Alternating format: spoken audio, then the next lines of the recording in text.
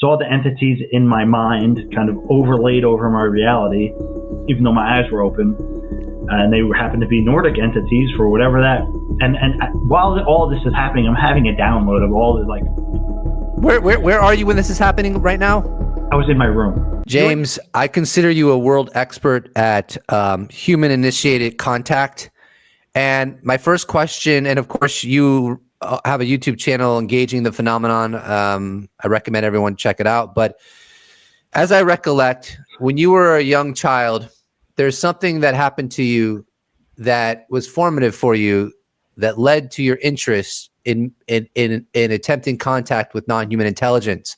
Could you go into those experiences you had as a young child that led to your interest in what you're an expert at today? You want me to start from the beginning? Yeah. Okay. Yeah. Because I mean, that goes way back. You can just go, just like when it first happened, just the most earliest time you noticed that you were having interactions with something anomalous. Yeah. So that happened. I must have been 6 or 7 years old. And it happened maybe half a dozen times, maybe a few times more, is that I was having experiences with orbs and entities in my room late at night, like kind of the middle of the night thing. And the very first time, it was completely dark and what have you, middle of the night. And, for whatever reason, I woke up in the middle of the night, and I at the same time, I saw what looked almost like a shadow entity, but it had a scintillation quality to it. And as soon as I saw it, I heard very clearly in my mind, it said, or very like a telepathic lock on, very clear throughout my body, said, "He can see us." And as soon as I heard that, I kind of froze. I was freaking out at that point because it was so clear and I had never experienced anything like that. And I was watching these shadow entities, and they were moving and collapsed into a ball. And it was so weird because after that, it was like I can hear them conversing. And if the audible aspect to it almost sound like gibberish. And but as far as I was concerned, I could hear it clearly. It was like if you ever saw that movie, The Knowing, or I think that's the name, with Nicolas Cage, and they had the Whisper people. It was exactly like that. So I know whoever made that movie, I don't know where they got that from, but that's exactly kind of how it was. So I was actually super frightened by that. And, I was hiding under my covers, basically freaking out, and I could still hear them. And I'm like mentally trying to block it out. So that happened about half a dozen times. But also when I was younger, I was having out of body experiences spontaneously. I wasn't trying to do any of this. And just so you know, for those entities, when I was younger, there was no correlation to the UFO phenomenon at that time. I wasn't thinking that these were somehow related to UFOs at that time. What age were you about when this happened half a dozen times?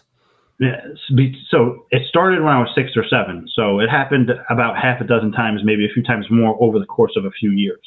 And that's interesting because I don't think that happens to you anymore. And I'm wondering if, when you're a child, some people believe you're more sensitive to these situations. So it's more conducive for you to experience those while you're a child. But I'm assuming as you got older, did that cease to happen, or did it continue to happen spontaneously in that framework such as when you were a child or when you were 6 or 7? Right. So maybe the last time it happened, I might have been like 10 or 11 years old. I don't remember it happening much after that. So about. Do you have a hypothesis on why you think it happened during those early years, but then it kind of? I really don't know. I don't. Again, you said, when people are younger, when they're kids, their mind is more open. I do think that there's merit to that idea. I do think. Yeah, because, for example, some kids, there's been reports of some young children will remember allegedly their past lives, but then that kind of goes away as they get older. So it's almost like the mind is almost more in tune with deeper aspects of reality, you could argue, when you're a child, potentially. Well, because even around that age, I was having spontaneous out-of-body experiences. I still had those, not as frequently though. I mean, back when I was younger, it wouldn't be odd for me to have them.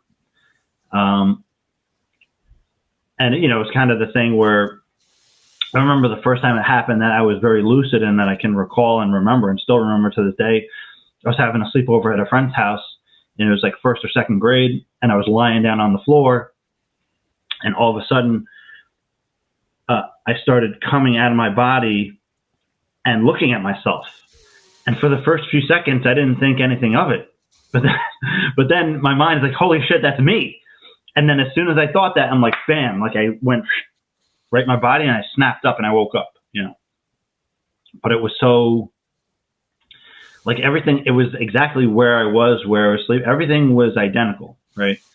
And it was just the vantage point was different.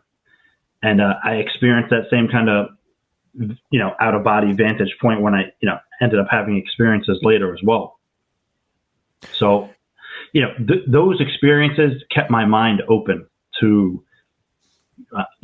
the anomalous, metaphysical, or, what people would consider out of the box thinking. And those kind of ideas always fascinated me, because when I experienced them, I was in, even the ones, I was frightened by, it was still intriguing to me, after the fact, so those kind of things always kept my mind very open. And even from that young age, those things always seemed literal to me because I had experienced them firsthand. Well, what's so interesting about that is, if you look at the world and you look at like a lot of the debates that occur on X or just in everyday life, there's this ever-present debate between, if you want to call them skeptics, I forget what his name is, but the guy from No Thinking Aloud would call them scoffers. But either way, there's this ever-present debate where one side is pretty adamant that there is more to life than just physicality, that consciousness is non-local. And the other side is, no, it's all physical. Everything is physical.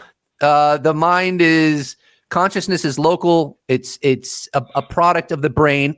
And then when the brain dies, that's it. There's nothing more mystical or mysterious about the universe than just nuts and bolts, physical atoms and so forth.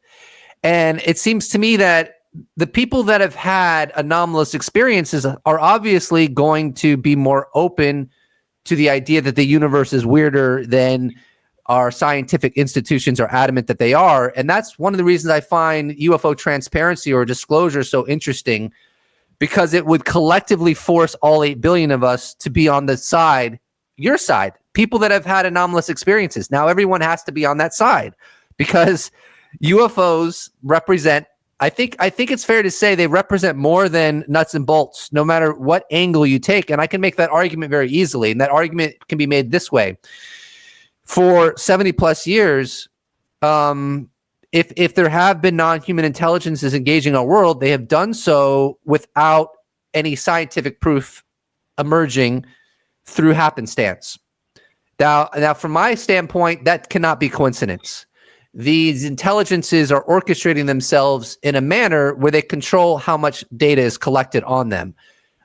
You could argue that in its own way is anomalous. How did they do that? It seems next to impossible. And that, I think that alone would open us up to other potentialities, because the argument from the skeptics is always, well, there's no proof. And if this what really was happening, we'd have proof. Now, the skeptics, when it comes to UFOs, they'll reference security cameras, they'll reference iPhones, they'll reference satellite systems. There's so many satellite systems owned by corporations. Where's all the footage of the UFOs? So if disclosure happens, it sort of demonstrates in an incredibly unambiguous way that something truly profound can exist, non-human intelligence, aliens in our oceans, in our atmosphere, abducting people sometimes, and yet we're completely oblivious to it collectively.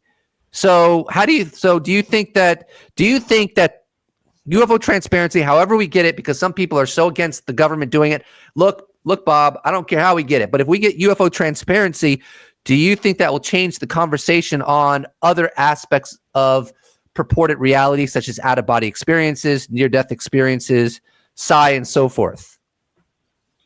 Yeah, and I actually think that's already occurring. And and that's one of the reasons that I love the UFO subject so much is that, I always say it's the UFO subject is the bridge between physics and metaphysics, because you have what seem to be very physical objects that show up on gun camera footage, that are tracked on radar, sonar, and all these different sensor systems. They seem to have a very physical quality and physical signatures to them, but they're constantly demonstrating things that we would consider metaphysical, like telepathy, completely disappearing, right? Even the level of transmedium that are reported with UFOs, where they're not just going from the air into water, they're literally going through solid objects, you hear it during abduction cases, they go through entities come through the wall and whatnot. But even just recently, you heard of, through the new whistleblower saying that Jake Barber, that these objects are coming through, physically coming through the mountain. And, these kind of things are often reported with UFOs. So what we consider physics, they seem to be able to bend whatever the rules are based on our current knowledge. So everything that people consider woo and woo-woo, including psi, including telepathy, I think that there's a scientific rationality for it. We just don't currently understand it. And the UFO phenomenon is like pushing us and kind of like showing us like, hey, you don't have it all here yet. And it's a demonstration to us that what things we consider metaphysical are just simply past our current understanding of physics. And we're eventually going to get there through studying, again, all these things, which, the Invisible College has been studying psychic phenomenon for decades.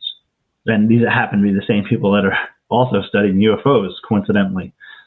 So I think that, again, I think it is all physical in the sense of physics, right? Like it's not that like, wow, it's just some magical thing. No, there's an explanation for everything, but we're yet to understand it. And I think the UFO phenomenon is a perfect demonstration of that. Yeah. So paradoxically, disclosure would make us more scientifically accurate because we're obviously missing a big picture.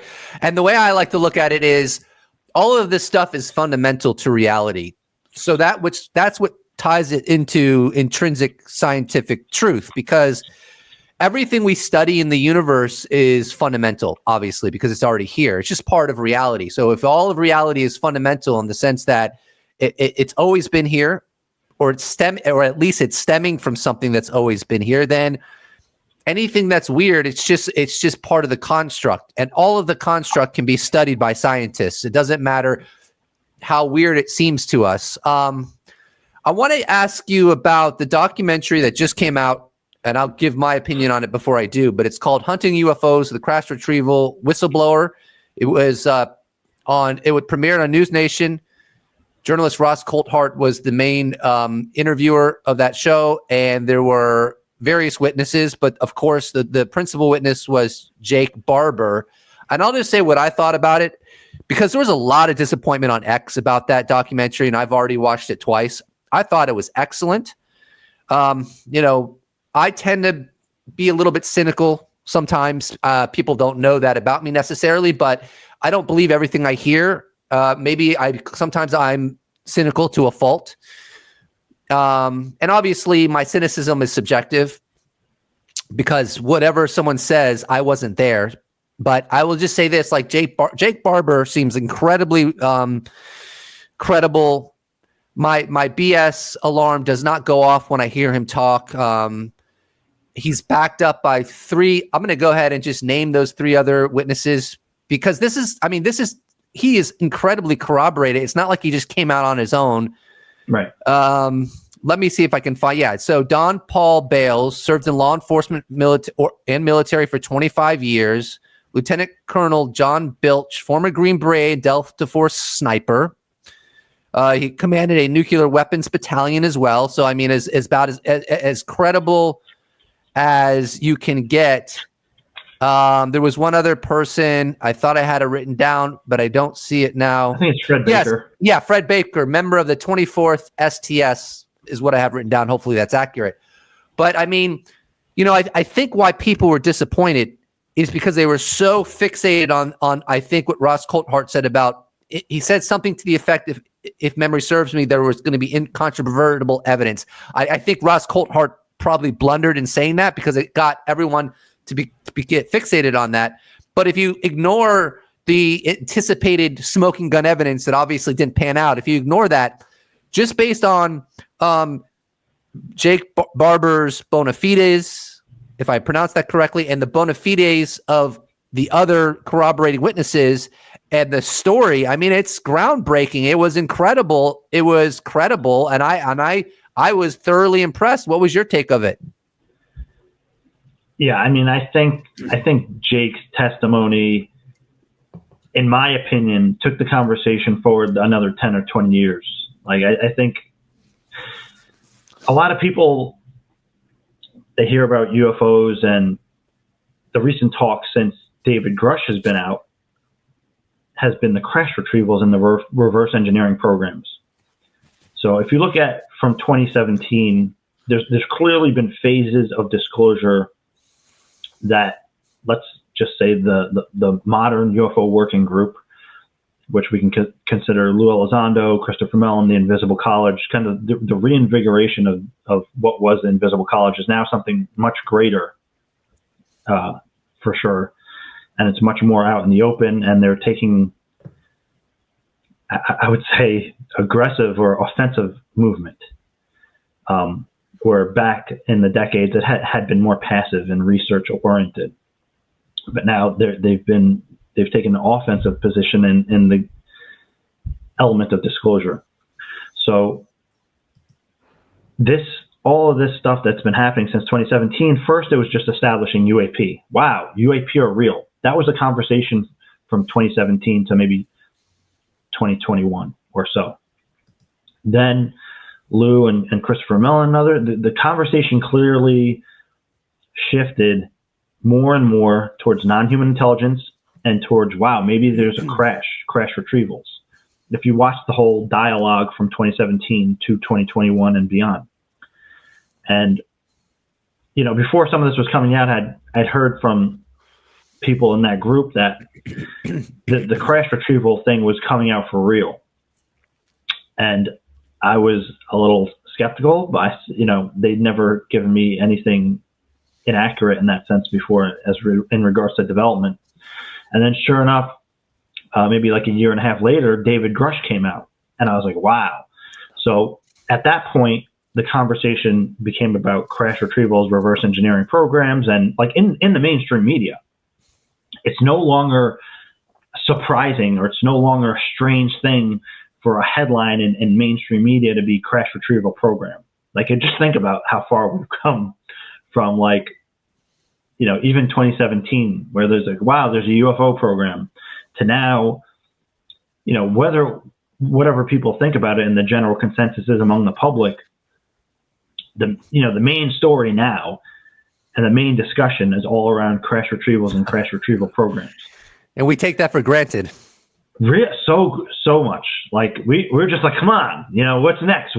Bring all the program people out here, which they're coming out one by one. Actually, exactly. You nailed it.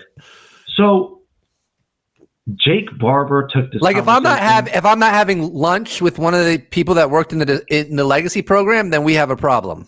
Right. Just like what. It's pretty crazy to even, like, again, I was in the research field in like 2009, 2010, and if we got one story, like even let's say like when the O'Hare story broke in 2008, that was like, that was shocking. We're like, wow, it was like such a victory for the UFO field just to get that one story that passed away. That the story came out and it went away, just like, like when the citizens hearing happened, that was like a huge thing, and then it faded away, and it was a mock hearing, and there were some witnesses and there were some researchers there, but nowadays it's like you can't even keep up with everything that's happening. So with Jake Barber coming forward and sharing his testimony regarding psionics, right? And with the term psionic, I take that as kind of like a rebranding of psi phenomena. And, just like what they did with UFO and UAP, it's another term. Like people will say, oh, what's that? Because if you say UFOs, they're like, oh, that's whatever. If you say UAP nowadays, like they know it's UFOs, but they're like, oh, it's more serious. So I think we're seeing kind of the same thing over here with the term psionics. Maybe it is accurate to that. And actually, just a very kind of side correlation. If you look at Jake Barber's story, I know it's not the same, but if you go back and you look at that Zodiac article that was published in UFO Magazine, and they're talking about the empathetic manipulation or control or influence of non-human intelligence on people that were part of crash retrieval teams, we're seeing it right here in real life with Jake Barber's story. And that was printed in the 90s. But, the psionic aspect of Jake Barber's story, essentially the dude is not just a crash retrieval witness, he's an experiencer. And he hadn't experienced non-human intelligence during his service. And he's talking about how there was that mental connection, and he had this whole epiphany experience with non-human intelligence that transformed his paradigm. And it still does to this day. He said he feels like there's guidance. Like the dude speaks straight up like an experiencer, but he came to this through the crash retrieval program. And the psionic aspect of this conversation is, it's where it's at, man. Most people don't want to hear it. And I think that's why people had a lot of knee-jerk reaction to his testimony, is because they just want to hear that there was a crash and there's this object and there's bodies inside and this is their DNA and whatever. And I get that. And I think we're actually going to be coming to that point. But the deeper aspect of all of this is the consciousness aspect of it, this psionic, the psi, because that speaks much more to the actual nature of reality. Was like, how is that even possible? Right. But yet it happens time and time again. And, I'm going to sound like a broken record at this point, but, I'm really grateful. And I think the timing was perfect for the podcast, the telepathy tapes, to come out, because it goes hand in hand with that. And if you listen to the telepathy tapes, which is a podcast I think everybody should listen to, which done by Kai Dickinson, it's in part continuing or following up on the work of Dr. Diane Hennessy Powell, where nonverbal autistic population mainly and savants are experiencing like 100% accuracy telepathy, ESP, time and time again under a lot of different testing conditions. When I was listening to that podcast, a lot of the stuff that they're talking about, which is human to human telepathy, I had experienced the same exact sensations and circumstances with the non-human intelligence directly. So when I'm hearing that, to me, I know that's exactly how it is. That's exactly how it works. It's like there's biological experiences that you have when you're experiencing telepathy. Physiological, biological.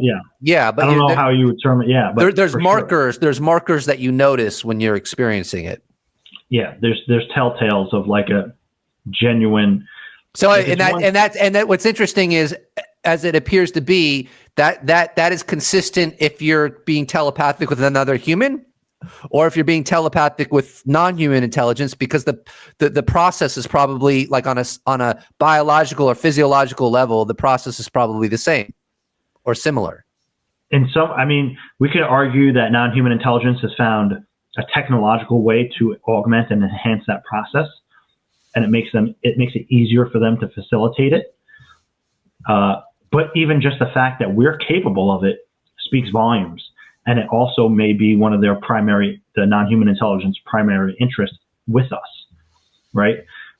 Is these kind of capabilities, or at least that they're like nudging us to kind of awaken these abilities so they can more clearly interface with us.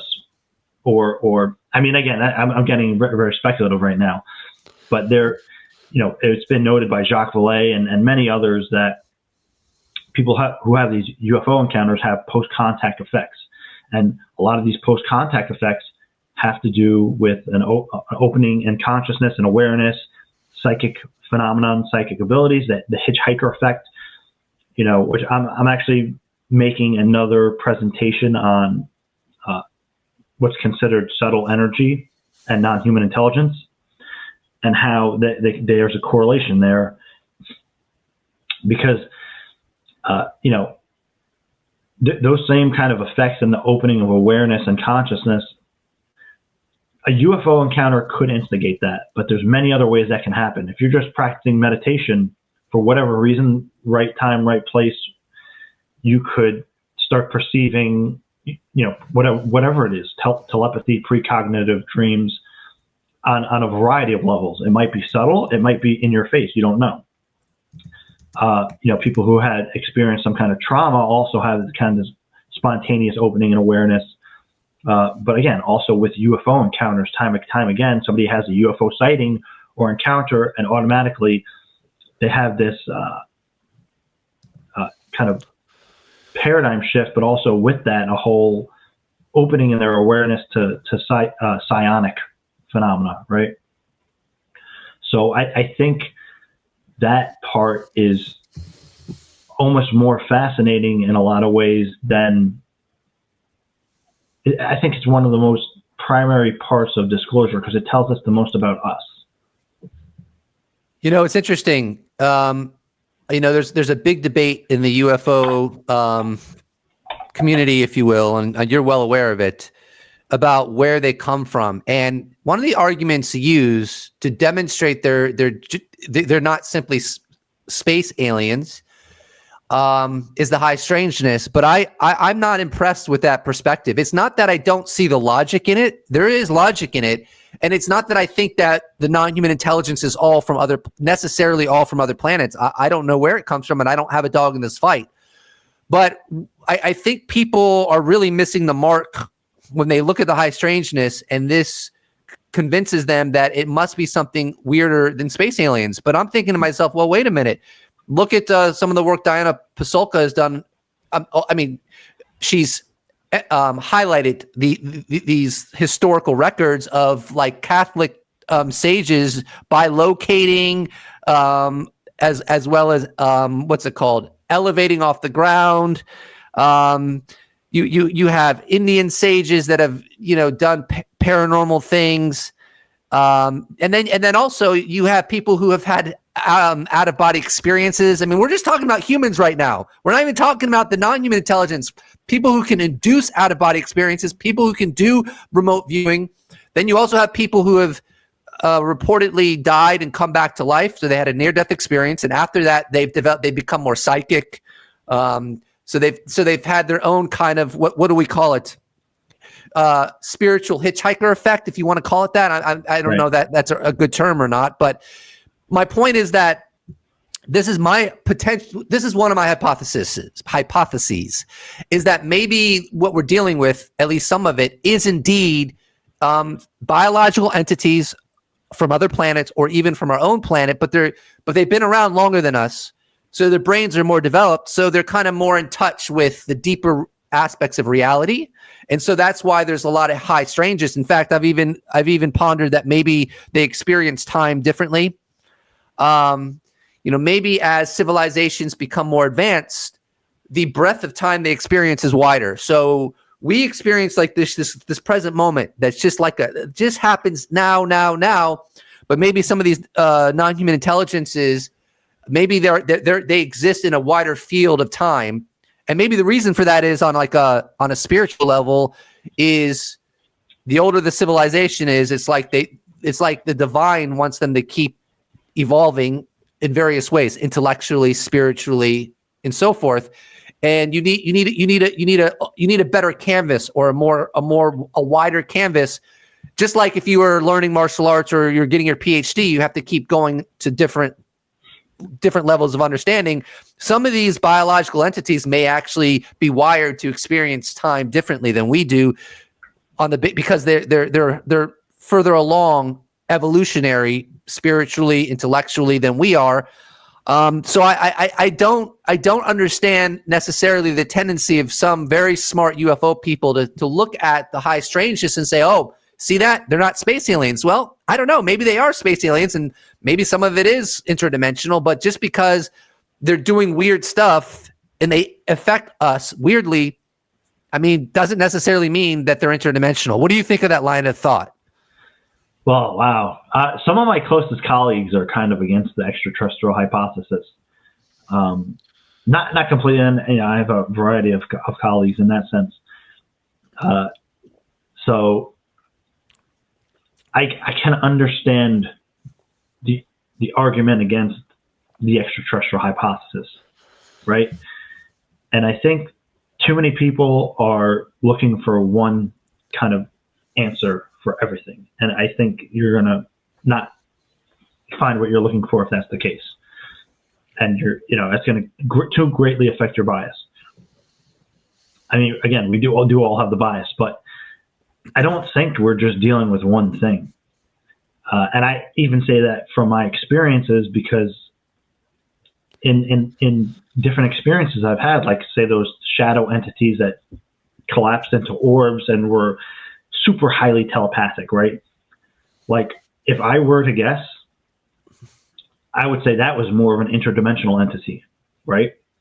But years on, when I was 20 years old in 2007, I clearly had interactions with actual physical metal craft, right? A hexagonal shaped metal craft. It looked as metal can be to me, like a dark, almost black, but very dark gray.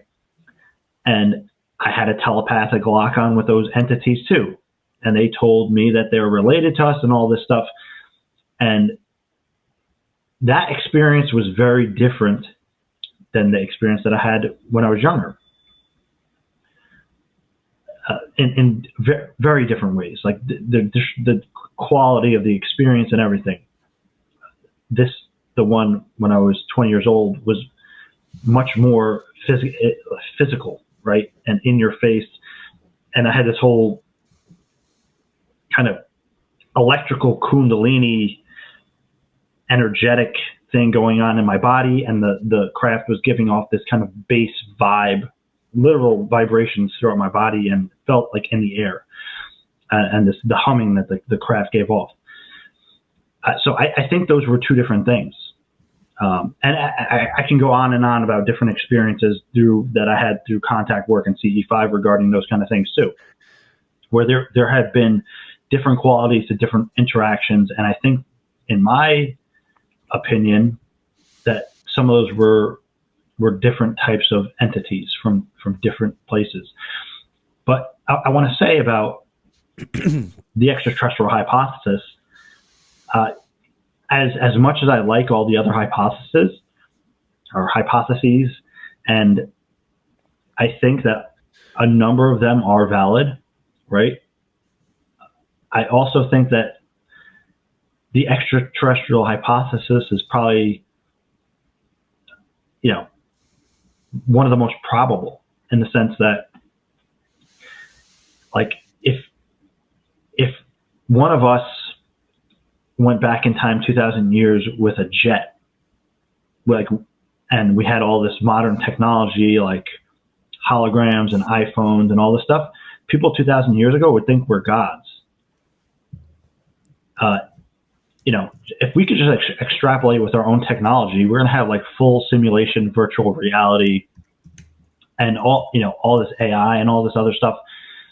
in 1,000 years from now, if somebody came back in time to our current day, we would think that they're not from here, right? Just because of how advanced they are. So I think an extraterrestrial intelligence that's 1,000, 10,000, a million years more advanced could create effects that we would consider high strangeness. Now, we consider high strangeness just because we don't understand how it's happening. Right. But for them, it's like having a muffin on Sunday morning. Right. They understand it. I was like, well, yeah, I just took my iPhone and went on this app and and started this simulation. That's it. Right. Right. So, right. You couldn't explain that to somebody 100 years ago, or less, maybe like 1,000 years ago. You couldn't explain like a smartphone, an iPhone. You couldn't explain to them what plastic, like really, you can explain to them what plastic is, but they wouldn't know it until they experienced it. So I do think the extraterrestrial hypothesis is absolutely probable, and I think it's one of the things that's going on currently. I do think that there's other things going on as well, and we tend to mix it in this whole bag, and we're looking for this one answer, and we're not going to find it in that way, I don't think. Yeah, well, one of the reasons people think that maybe even the nuts and bolts aren't extraterrestrials is because it's so common that when someone has a close encounter, even with a nuts and bolts craft, that they'll experience within a day or weeks or whatever poltergeist activity or other high strangeness that was triggered seemingly by the nuts and bolts craft. Now, I follow your line of logic. I don't really think we can be objective about where it's coming from so much because we just don't know enough about the universe. It's very seductive to say, well, because there was some kind of hitchhiker effect, therefore space aliens is too simple. But that is based on so little information. Maybe that adds up, but maybe it doesn't. I'll let you take the floor. I mean, this is something that I'm going to include in my book in more detail. But I do think that I'm not saying that this is the answer for it, right? But I think, and even based on my experiences, that when you have an interaction with non-human intelligence, especially an advanced non-human intelligence that's capable of telepathy and all these other, feats, what happens in order for the contact to take place is that there's some kind of resonance, right? And there's some kind of entrainment. So when your consciousness is interacting with theirs, you guys, there's some kind of, again, resonance or medium or entrainment that happens where your consciousness to some level has to rise up a little bit to meet theirs. And when that contact occurs and that interaction is happening, on some level, even if minutely, you're experiencing their consciousness. When you have this direct telepathic mind meld thing where your consciousness is clearly connected to theirs. And I think when that happens, on some level, your perception is forever augmented, or at least temporarily. I think you could maybe shut it back off and make it dormant again. But I think it's kind of opening up some of your own latent abilities and consciousness. And the reason that you start experiencing those things is because your perception opens up, based on that interaction with the non-human intelligence. Because on some level, when we're interacting with them, our consciousness is raising up a little bit to meet theirs in order for the interaction to take place. And again, resonance and entrainment. And when that occurs, we're somewhat opening our perception to their reality, right? To their level of perception. So if they can clearly conceive those kind of subtle realities, what we call subtle realities, which is ever present, always has been, we're now experiencing bits and pieces and fragments and fractals of that perception on their level through interaction. That's a great hypothesis. I love it. You brought up you when you were 20 and 27, right? 2007. No, I was 20 years old in 2007. Yeah, you were 20 years old in 2007. Thank you.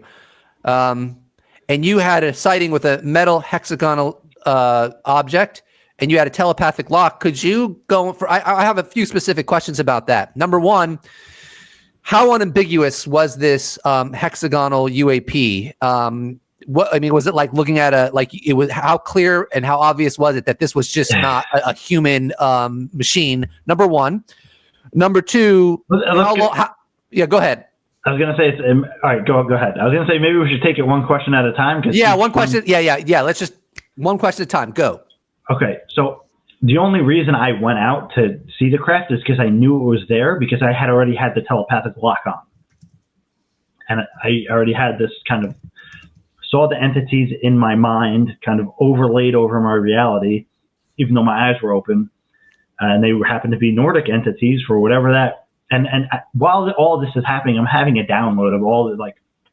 Where are you when this is happening right now? I was in my room. You're in your room. Okay, go on. And I heard a voice, and I felt the voice through my entire body. Like there was a physical sensation to it. It said, "Come outside." But as soon as that happened, that's when my consciousness like merged with theirs. Like as if our awarenesses became one. And I can feel on their level of feeling. And I mean, this is the only way I can explain it in language that makes sense to me to try to explain my experience. When you say you felt the way they felt, you mean like the way they feel as a conscious being? Yeah, like as a sentience. Wow. And I just felt this like overwhelming empathy, connection, high vibration, love. And again, they said that they were related to us. They wanted us to know that they're here and all this stuff. I'm open to the idea that this is some kind of manipulation, right? Clearly, if they're that advanced, they can just make me feel whatever. But as far as I'm concerned, it felt as genuine as anything can be. But I'm open to the idea that this is some kind of manipulation, right? I don't think that's the case, but I have to put it on the table. And there was just so much to it. And so that's when they told me to come outside, I already knew the whole thing. Because when you get a download like that, I mean, it's just like it's like an instantaneous knowing of like just volumes and volumes of information that your brain and your body, they automatically know it and sense it, but you're trying to integrate it at the same time. But at the same time that's happening, you have this very physical 3D reality experience going on that you're trying to pay attention to. And it's all integrated and it's all one thing. So I ran outside and there was a tree cover. So I ran past that and looked up, and this craft is right over the trees. So the object must have been, it could have been like 60 to 70 feet in the air, right? It maybe 100 max. It was like really low, and it was clearly non-human. Like the lights were all around it. There was this white light fixture in the middle, and it was this bass hum that it was giving off. And then again, there's the telepathic lock-on component to it, but also as I'm following it and I'm watching it, and like trying to like watch my footing at the same time because I had to run down these stairs and run to my driveway, and it's just gliding across, making this bass hum sound. This is what when I like was started to like think I'm losing my mind, because it was there and then instantaneously it disappeared and reappeared 1,000 feet away in an instant. There was not a second pause. It wasn't just like boom, boom. No, it was just instantaneously there. And that's when I started to think, like, did I just hit my head so hard in the accident the day before? Because that was a whole experience too that was connected to this one, that I'm just imagining all this because this is just out of my ability to conceive that this is actually happening, kind of. Oh, that's amazing. So, it's funny. You had that doubt. You had that telepathic lock. They told it that they were related to you. I wish they would have said, and by the us, humanity. And I wish they would have said, by the way, James, this is where we come from. Can they tell us where they come from, for God's sake? I know. Well, And at the time, I'm taking this whole experience literally, and I was like super overwhelmed in a good way, because again, I had this whole Kundalini thing going on. That like my body was like magnified or electrified, and my mind is like cracking at the seams. I'm like trying to take in this experience, and I wasn't even thinking that, right? Like it wasn't even a question in my mind for whatever reason. I mean, you can argue that the non-human intelligence was somehow guiding my thought. I'm not sure, but I mean, I was not even, I wasn't even thinking that at the time, honestly. So I think this is something you've covered before to some extent. I've talked about it. Do you think that UFO transparency could cause its own kind of like disclosure hitchhiker effect? Let me break this down a little bit, because I need to go into it further. Just as an example, look at the people involved in the crash retrieval. We can look at Jake Barber as an example. He wasn't just retrieving NHI machines. In the process of retrieving them, he was connecting with the phenomenon itself spiritually or emotionally, right? As if you can't avoid that. Even look at Lou Elizondo. When he was working for ATIP, during that time, he reports that his family, and even his neighbors saw, I think, green orbs during his tenure working for ATIP. Then when he stopped working for ATIP, the green orbs never showed up again. So we can just extrapolate from that that basically, in some sense, engaging the phenomenon, which is what your YouTube channel is called, even somewhat tangentially, if that's the right word, seems to attract the phenomenon itself. Now, let's say the whole 8 billion of us begin to engage the phenomenon, which would be inevitable. Yes, the lowest level of engagement is just acknowledging it's real, watching news about it, documentaries and books. But if we all collectively, 8 billion, even engage the phenomenon on this lowest level, you have to wonder if that's going to open up doorways that were not there before. And I know you were talking to, you were interviewing someone who's like an expert meditator. I can't remember his name. And you brought this up to him, and his counter argument was, well, people from thousands of years ago all believed in this. But I don't buy that counter argument. It's a valid counter argument, but I don't subscribe to it, because there's a difference between ancient people being more open to subtle energies and other entities, and 8 billion people collectively knowing it's real on an establishment level. I think there's a distinction between those two. And go ahead. I would even argue in ancient times we had open interactions with these entities with different. That's a good point. I think that.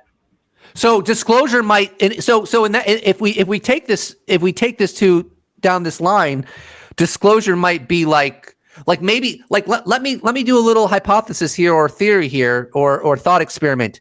Maybe one of the reasons the phenomenon has been so slow to integrate itself so officially in terms of like scientifically, like in other words, a lot of people wonder, why does the phenomenon allow governments and aerospace companies to acquire smoking gun evidence? But clearly, unless it's coincidental, I don't particularly subscribe to that perspective, but clearly is very careful about allowing people getting photographs or more smoking gun level evidence among our institutions in our public domain. And the reason might be because they're calibrating this ever so carefully, because maybe disclosure is not just about information. Maybe disclosure is the moment in time that's going to initiate open contact. And that's why, a lot of people are like, why don't they just show themselves? Maybe because once they show themselves, they feel like at that point, it's incumbent to have open contact from an integrity standpoint. And that might be a very simple explanation why they've been playing this game for so long, because they have it in their perspective when humanity is ready for open contact, and they're going to gradually show themselves in various ways so that they're in the discussion, they're in the conversation. There's documentaries on it. There's people like you. There's people like me talking about it on YouTube. But they were very careful and calculated about when disclosure would happen, because they know that that's a transition of that will lead to open contact, because they're not willing to allow a post-disclosure world to persist very long without open contact. What do you think about that? I mean, there's a few things. I mean, one thing is that in different like simulated experiences or dreams and visions, if you want to say that, is that I've seen open contact scenarios which have seen that kind of vision. I don't know if it was like a precognitive thing or it was something facilitated by non-human intelligence, even as a way to kind of see how I would react, or if it was symbolic.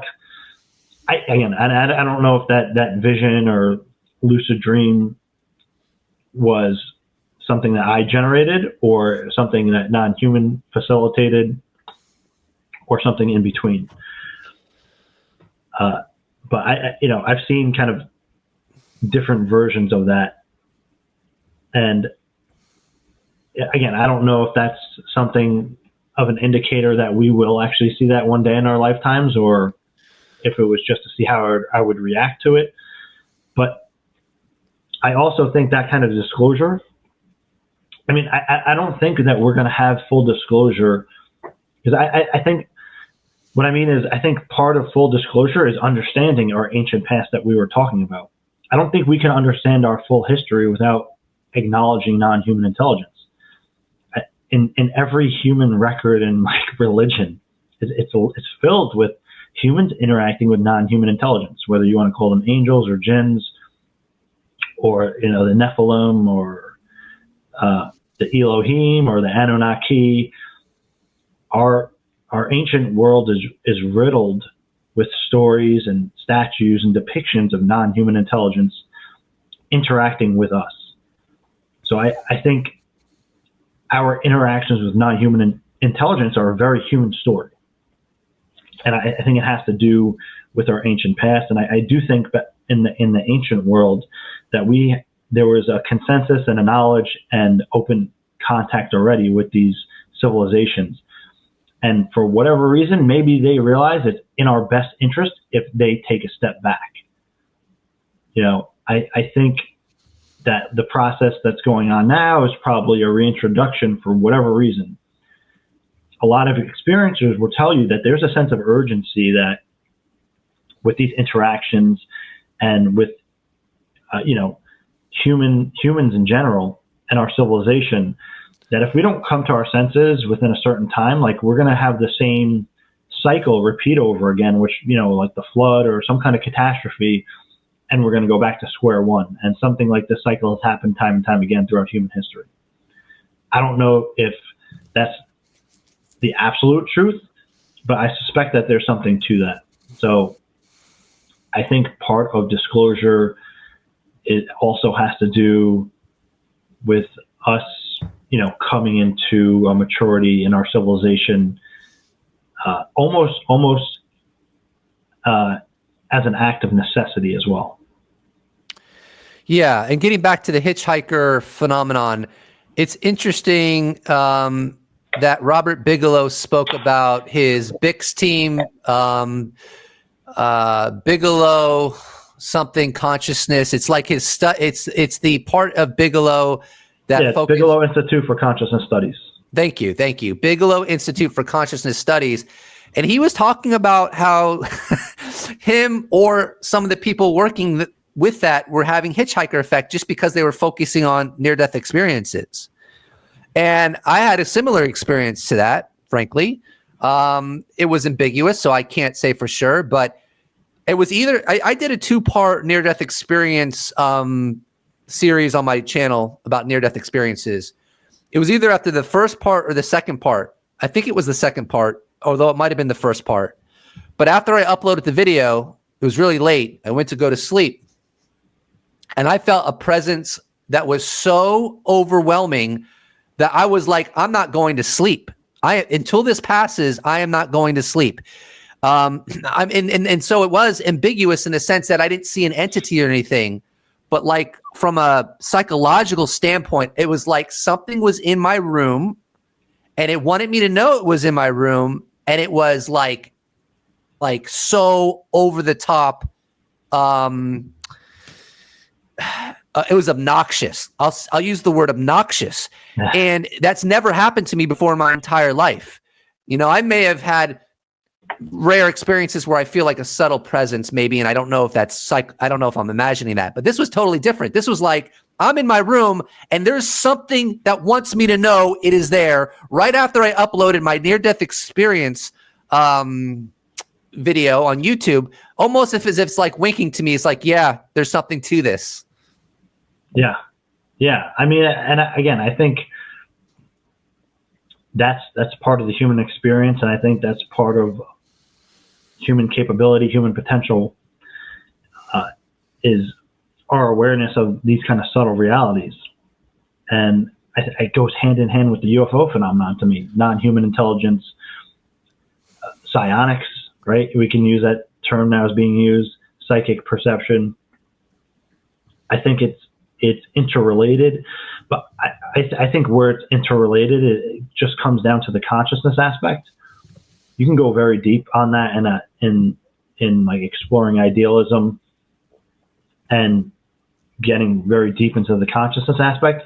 But I think if you just want to say on a very basic level that all these things tie into consciousness based on our perception, our experience, and our awareness.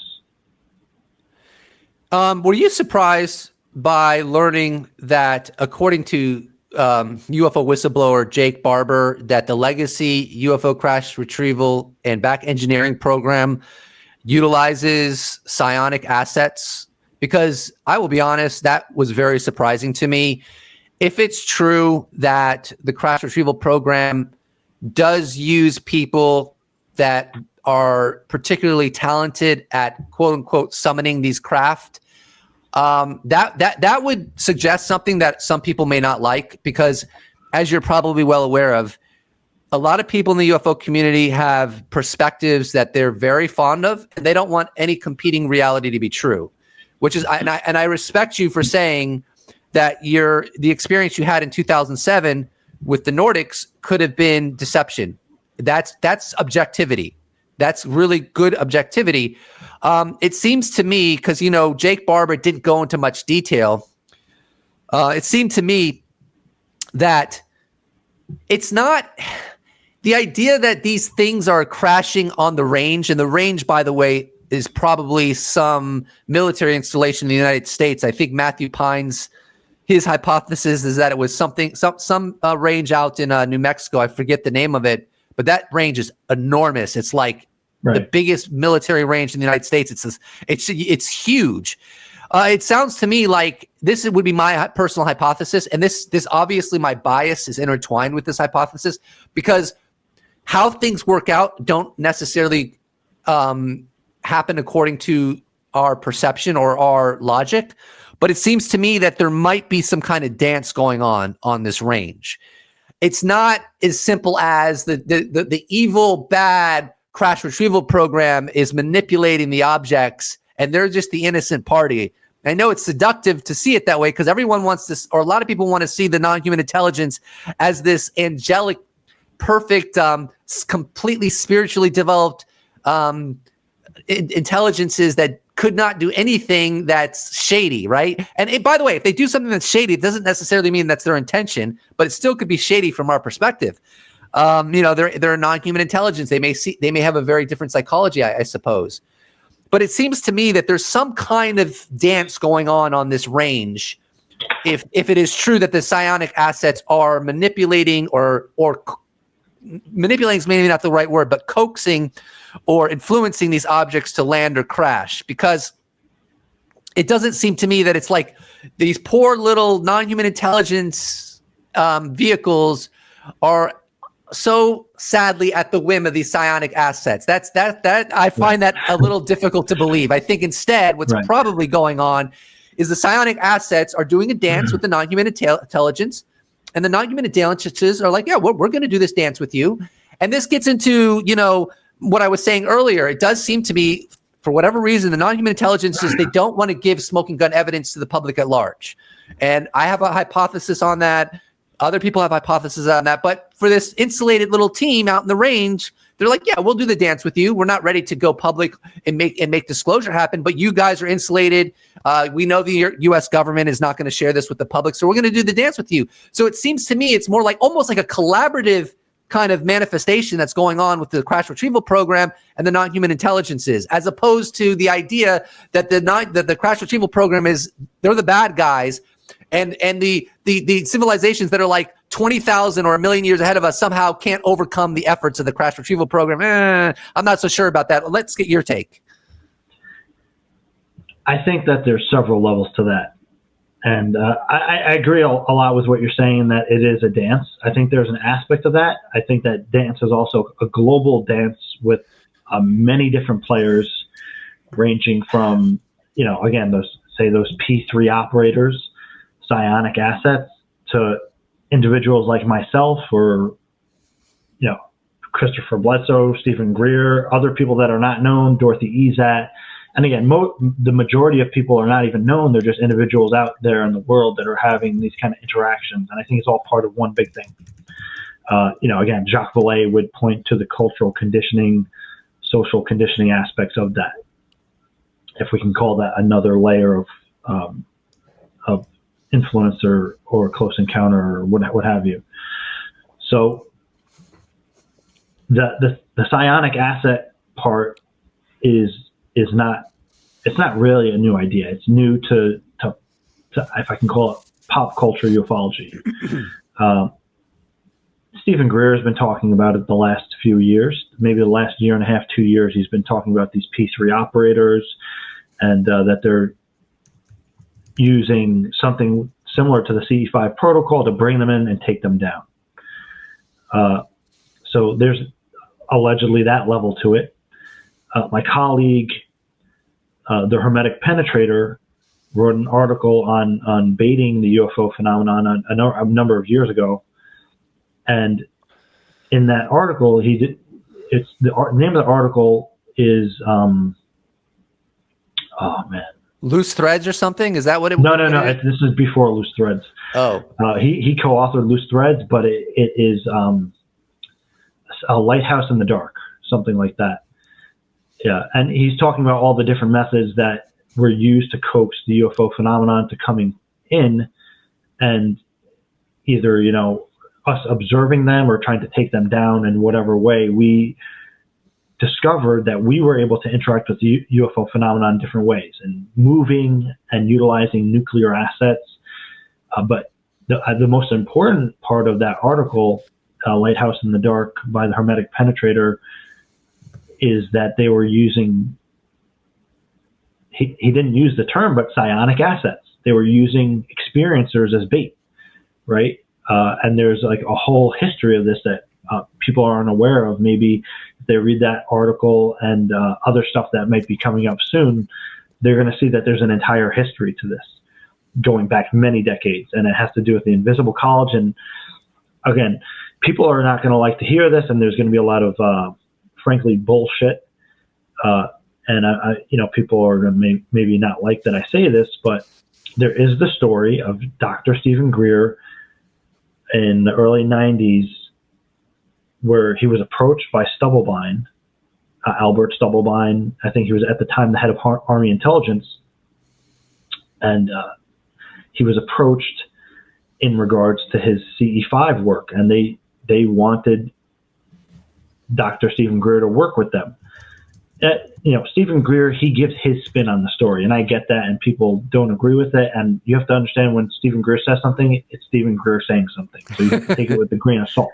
Okay, but Dr. Stephen Greer does not make up stories, in the sense where if he said he had a meeting, the meeting happened.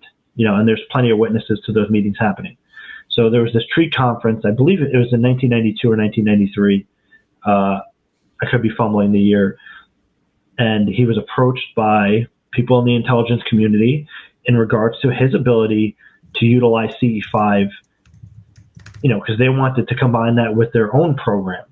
These are the people that were doing the remote viewing program and stuff like that. So in the 1990s, they were aware of this capability and wanted to utilize it, for what? So there's a whole long thing to that, and I'm just going to leave that there. Getting back to the bigger part of your question, and just so for people listening, the double-blind thing, people have objected to that. I believe that actually happened. And Dr. Joseph Burks will also speak to that. He was around there in those days with Stephen Greer. And back in those days, like it or not, I have plenty of disagreements with Stephen Greer, but he was the Christopher Bledsoe of the 1990s. He was having contact. People said you couldn't go around Stephen Greer in the 90s without UFO showing up. And the intelligence community took note of that, and they all swarmed to him like moths to a light, literally. He's become persona non grata since then for many reasons, because he wanted to do his own thing and how he wanted to do things. And, I have to respect that to a certain degree. But that, I believe that actually all did happen. All my research indicates that absolutely happened. And, people find that as inconvenient. People don't want to talk about it. People will deny it. Best, if you trust me as a researcher, best I can say that actually happened.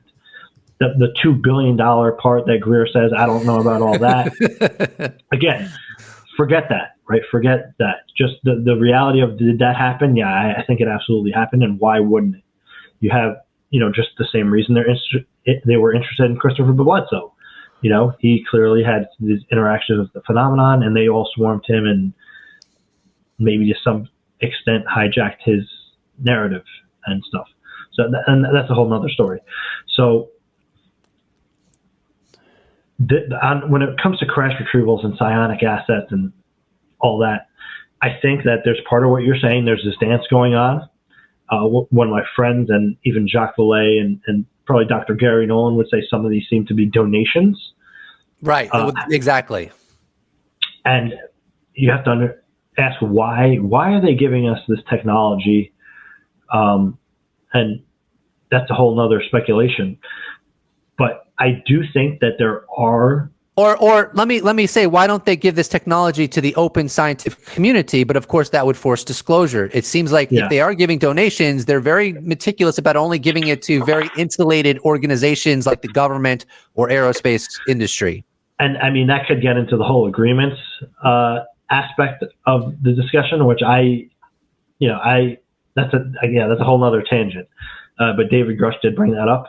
Agreements of non-human intelligence, or at least select groups of non-human intelligence, and maybe some other non-human intelligence have a better interest for us, and they're not part of that agreement. And this other, exactly. Why does it all have to be? Why do they all have to be equally beneficial or have our best interest in mind? Why can't it be more nuanced than that?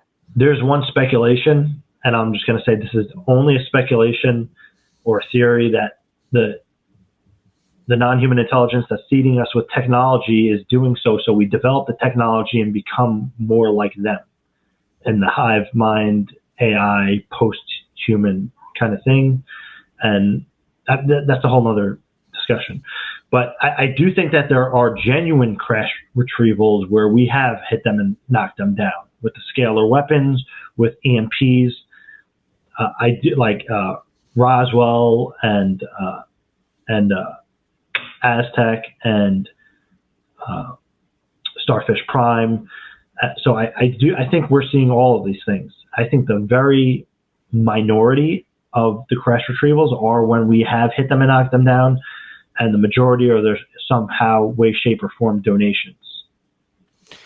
Yeah, and even the ones we've hit down, we really don't know whether they let that happen or not. I'm not saying that. Right. We don't. But they're so far more advanced than us that what seems like the storyline may seem one way to us, but it's because they're pulling the strings and want us to see it that way, if you will. It could be. But I mean, I do think if you have something like the Starfish Prime where you just detonate maybe they can predict everything, but maybe they're not going to really blow that thing off in their own atmosphere. We do, like, who knows? I don't want to take the potential and possibility off the table. Absolutely. That we have knocked some of them down and retrieved them. And again, like the old memo, the Guy Hotel memo from the FBI talking about how our radar configuration affected their coordination or navigation systems. That's a potentiality, right? Where it wasn't a weapon per se, but when we targeted our radars on them, the frequencies affected their craft, and maybe they didn't predict that was going to happen, or that we would try to do that, and it did happen. But again, so I'm just leaving that on the table. Potentially, we have taken some of them down on our own, and maybe the majority of them are donations. Here's one reason I was just sorry, one more interjection is that the psionic asset thing goes back many, many decades. Here's one reason I think some of this is native to Earth. And this is obviously, any opinion I have on the phenomenon is biased because we just don't know enough, and that's true for everybody, even our beloved UFO gurus. That's true for.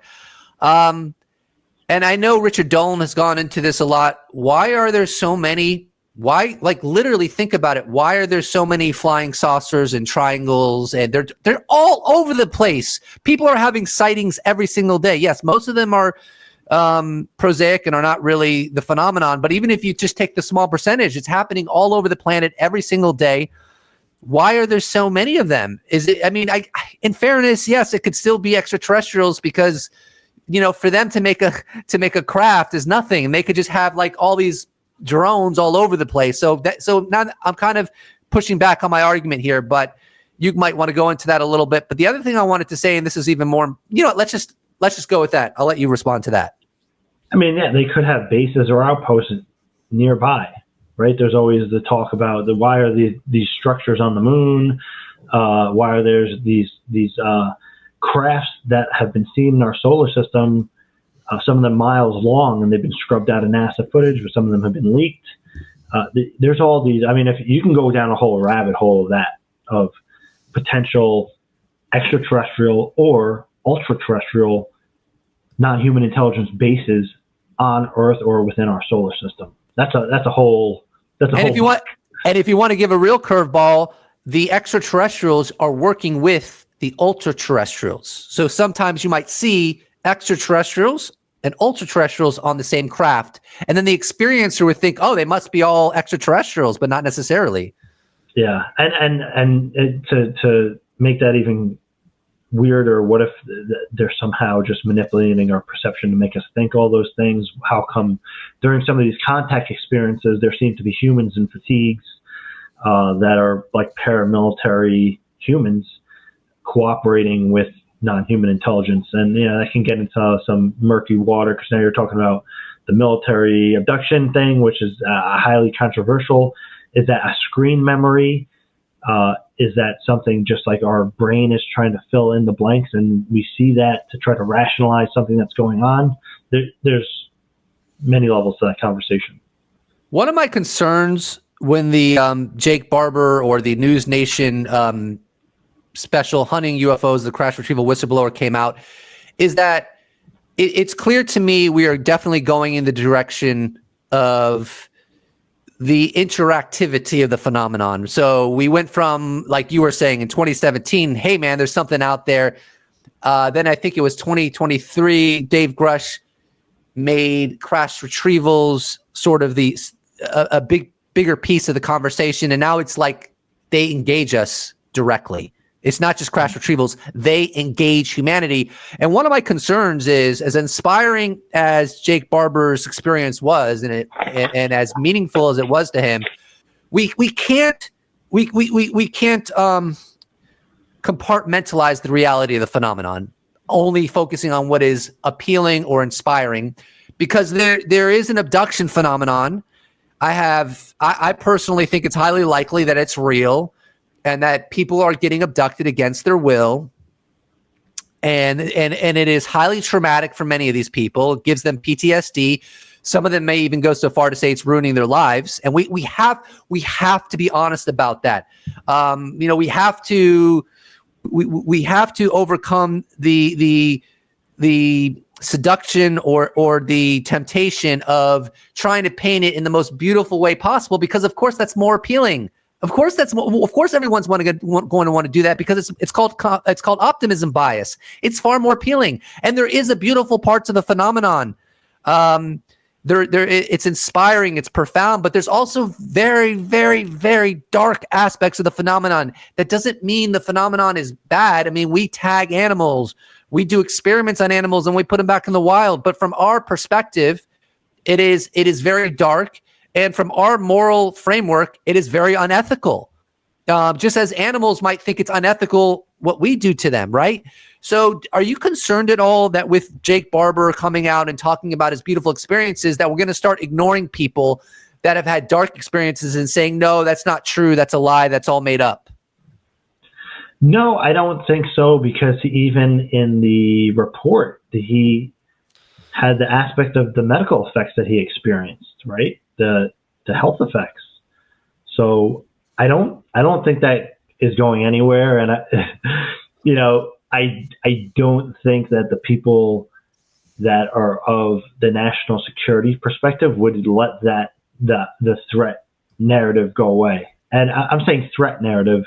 I'm not saying that it's not legitimate, and I'm not saying that it's not that we shouldn't focus on it, right? I mean, people get hung up on the different narratives, and I think it's important to look at them all. And so people who say, oh, well, if they're pushing the threat narrative, they're going to control disclosure in a negative way. I'll say, yeah, there absolutely is the potential for that. We have to be mindful of that. But as you're saying, we have to be mindful of the opposite and editing or redacting all negative associations with the phenomenon, saying, oh, it's all wonderful and all good. But in order to do that, we need to look at everything, and we need to talk about everything. So I think when people say, like, oh, we shouldn't let the threat narrative dominate, we need to be mindful of that and say true, but also if non-human intelligence is not a threat, the truth is going to speak for itself at the end of the day. And in order to go past that threat narrative part, we have to go through it. So we have to explore the idea, the concerns, the facts, and make an assessment based on everything on the table. So we can't ignore either side of the argument that UFOs are a threat or UFOs are not a threat. We have to put everything on the table, and we can only come to a kind of consensus after we've looked at all the facts. Yeah, and I agree with you. We should be mindful about a threat narrative. At the same time, I would say there's zero evidence the U.S. government has any intention of propagating a threat narrative, and I've written extensively on this. I'll just give you some very recent events that have occurred that support my contention. Lloyd Austin, the Secretary of Defense, the number one guy in the Pentagon, just behind the Commander in Chief, obviously the President of the United States. He was asked about UFOs, and he said, "No, we don't see it as a threat at all." That's what he said. I'm paraphrasing, obviously, but because he's not read in. I'm just that's the conspiracy. Oh, I'm sure he's. I actually think he is read in, or at least I don't know if he's read in, but according to some sources, he is read in. Yeah. Right. That's a good. You're right. They might say. No, that. I mean, you're going to hear that. But here's the thing. If the threat narrative was so important, wouldn't they tell Lloyd Austin about how scary it all is, so that Lloyd Austin would talk about how scary it all is? So even that counter argument doesn't necessarily make sense. But also, Frank Kendall, a couple years ago, he's the Secretary of the Air Force. I mean, the Air Force, the ones that are have probably the most information of any institution in the United States government, you could argue. He was asked about UFOs, and he's like, "Nah, we have bigger problems. We have bigger problems, and the phenomenon has been here a long time. We have bigger problems. We got to focus on China." So, a lot of people, it's almost like they want to believe that the government is establishing a threat narrative, but in actuality, the government wants to wants to diminish the threat narrative whenever they can. And I think the reason they've been doing that since the close of Project Blue Book. Right. There was the Air Force put out a fact sheet, and one of the lines in the fact sheet that they used since the close of Project Blue Book, which they used when people would ask about UFOs, they would say, "We found no evidence that UFOs represent a national security concern," which of course is a lie, because if you have objects in your airspace and you don't know what their intention is, that's a national security concern. My point is that there is no evidence. It drives me up the wall. There is no evidence. And I'll debate anybody on this, but there's maybe on Twitter, it depends who you are, but there's no evidence on this. The government time and time again tries to undermine any potential threat narrative. And maybe it's as simple as, maybe the simple explanation is because they don't want to, because once you talk about a threat narrative, you have to admit that the phenomenon are objects that are more advanced than anything you have in your arsenal. But still, if they really were gearing up toward a threat narrative, they wouldn't hesitate to start, making the alarm bells go off. They're not doing that. Yeah, I do see that the potential is there. I do see that it's possible to induce, to be on the conspiratorial side, you're one false flag away from making non-human intelligence the enemy. It just takes one kind of thing, or that's a fair counter argument. I'm not saying I think that's what. It's also not based on evidence, though. What you're saying, you're right. We're only one false flag away, but that's based upon something that hasn't happened. You could say, you could construct an argument like that about anything. No. So it hasn't happened in reference to UFOs. It has not happened in reference to UFOs. Correct, but which is my point. Right, it is an absolute precedent within human history that we've done that. So that's the concern. If you let the groups that have done, like we know that false flags are a fact. We know that they've happened throughout history. If we let's say, that group or that ideology act within this space, it could put us in a bad situation. That's the concern. Not that everybody's in on this one big idea, but if there's this one group who's able to utilize that, as it's been utilized in the past by nation states to make other nation states enemies, which again, but that's not really what they're talking about, though. What you're talking about makes sense, right? Let's keep our eyes peeled for that potential scenario. What a lot of the people are talking about is that you saw it when the New York Times article came out, and I think Greer was really pushing this, that the U.S. government is ramping up a threat narrative in terms of like news, and I give hold on one second. What's his name? Intelligent Disclosure. What's his name? Richard Dolan? Richard Dolan, sorry. People know I have concentration issues, so my memory struggles sometimes. But Richard Dolan has pushed back so hard against the threat narrative argument that people have been making, and he's done a really good job at it because it's obvious it's not there. Now, what you're talking about is completely different. What you're talking about is that it's always possible that some rogue element of the U.S. government or even an aerospace company could try to implement a false flag so that the conversation about non-human intelligence could change overnight. That's possible. That's a possible scenario, but it is completely different than what people are harping on by and large, where they're saying, they'll look for any little thing, any little you see that member of Congress? He talked about how UFOs might be a national security threat. I told you the U.S. government is building up a threat narrative. It's madness. It's absolute madness. Yeah, I mean, because it could be easy to be taken in by a complete lens rather than just looking at different pieces of information. I get that. And I think that people are just worried and concerned, and they feel a certain way about the UFO phenomenon, and they lead through that thinking process.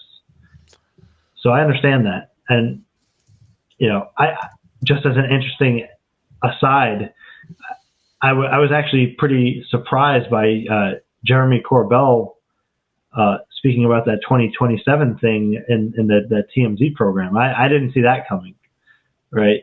So that kind of adds to that fire, so to speak. It 100% does. It 100% does. But here's the thing. That's happening now, right? But people years ago were they were looking for ways to support their argument that the government is building up a threat narrative, and there was nothing there. Now, if people now want to point to the 2027 prediction, I would say, okay, now you're being logical, because that could be problematic, but that's completely separate than all the arguments they were making previously, and they were just engaging in overt confirmation bias. And by the way, if there ever was going to be a false flag, you have to, like, whoever would do that would have to feel very secure that the non-human intelligence is going to be okay with them being framed. Right. I don't know if they're going to be okay with that. You might have just triggered open contact at that point. Yeah, I think that's definitely a possibility. And I think to some extent that if there were such a plan, that's why it hasn't been done yet, because they would have to be concerned that the non-human intelligence would just take things into their own hands at that point. Which they could do at any point. But I think the precedent for what Jeremy Corbell is talking about, and is that there's an old document from the 70s or the 80s that's talking about it. And, for people like Dr. Stephen Greer who talk about it, he's not making that up. He's had whistleblowers, right? Like whistleblowers, I don't know what their provenance was, come to him over the decades with detailed information talking about the exact plan and how they're going to do it and what they're going to implement to do this plan and what they have done to implement it. So there's a real aspect to why somebody would think that. Was he made to think that? Is that part of something to throw off his research or to confuse things? I don't know, but there is a precedent for why people are saying that. But again, is it something that's going to come to pass? Anybody's guess. Also, with the 2027 thing, I'm not sure if Corbell said it, but I know others said it, that it was really designed for influencers. It's not something that, like, the president of the United States or the Secretary of Defense or the director of the CIA was going to talk about. It was more a rumor that they wanted to be promoted through influencers and regular people. So if that's the case, it's really designed on a subtle level to subtly change the conversation, not really to be instituted, which is the grandiose claims that I think some of the Greer followers would tell you. And I don't think that's the case. So that's there's a few layers to that. The influencer aspect is that influencers were kind of being baited in by saying, hey, we're going to tell you a little secret. And, it has to do with this 2027 thing. And, kind of like, here, keep it secret to yourself. You're part of the special club. And that's how they recruit social media aspects to follow certain narratives within the current conversation. And that, different podcasts and however have been targeted in that way. As, again, psychological games, gentleman's game, however you want to call it. So there's that element to it. The deeper element to it and the historic element to it is that, like, okay, certain presidents were told certain things. If you're going by Dr. Stephen Greer's research, which, again, up to whoever is watching or listening, that Reagan was told, like, hey, UFOs are here and they're bad news. And they only gave him selected information so that he would act in a certain way to instate SDI Star Wars. And that some of those systems have weapons platforms that target UFOs and have for decades. That's like the historical precedent for that conversation. I don't know if that's true. I don't see that as impossible. But again, even getting to that, there's so much conversation to have even within that space, just on the fact that, well, how do you know he was only given the selected information? Maybe the people that gave him that information were genuinely providing him the data saying, listen, we can't leave ourselves defenseless. So the idea that it was only used so we can target UFOs, rather than the argument is, oh, we kind of need to defend ourselves because these things are here and we can't leave ourselves open. There's a whole philosophical conversation to be said there. And we're running into all these problems the same resolution is evident throughout all of history, and that's transparency. We only have these confusions and misunderstandings and fragmented perspectives because there is not UFO transparency. There's not UAP transparency. If we had the transparency, we wouldn't be running through all these theories and games as much as we are today. So yeah, go ahead. That's what I was going to say. That's why we need UFO transparency, is because, we need to move beyond a lot of these arguments and taking sides of this researcher and that researcher. I mean, that's not going to go away. That's human nature, tribal thinking. I don't think that's going to dissolve overnight. I do think that disclosure will help, hopefully, bring us together as a human species over time, probably over generations. But we need to start that process ASAP.